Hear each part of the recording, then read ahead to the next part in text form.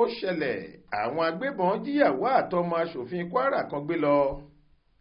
Àwọn agbébọn tí wọ́n ń ṣòro bí agbọ́n nípínlẹ̀ Kwara báyìí ti sọ̀kò ìbànújẹ́ sídìílé ọ̀kan lára àwọn aṣòfin ìpínlẹ̀ náà, ọ̀nàrẹ́bù Lawal Àyànṣọlá Sọ́líù tó ń ṣojú ìpàyẹ́ Màlété Olóoru níjọba ìbílẹ̀ Mòrò nílé ìgbìmọ̀ aṣòfin Kwara.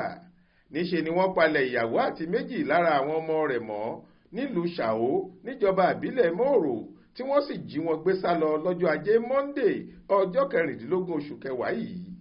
Aláròyé gbọ́ pé ní nǹkan bí aago kan òru ọjọ́ ajé làwọn agbébọn ọ̀hún ya wọ ìlú Ṣàó pẹ̀lú ìbọn ajísunkúnná AK-47 tí wọ́n sì lọ sílé ọ̀nàrẹ́bù Lawal tààrà. Wọ́n bẹ̀rẹ̀ sí yìnbọn náà léraléra ni wọ́n bá jíyàwó àti ọmọ rẹ̀ gbé lọ.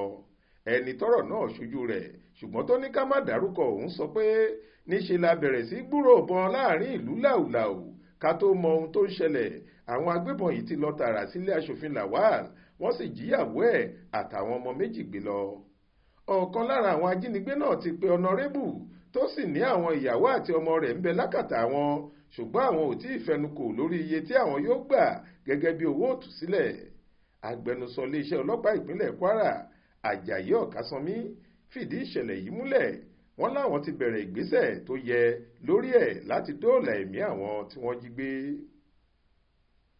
Ibrahim Alágúnmu ló ṣàkójọ ìròyìn yìí fún iléeṣẹ́ tẹlifíṣàn Aláròyé online.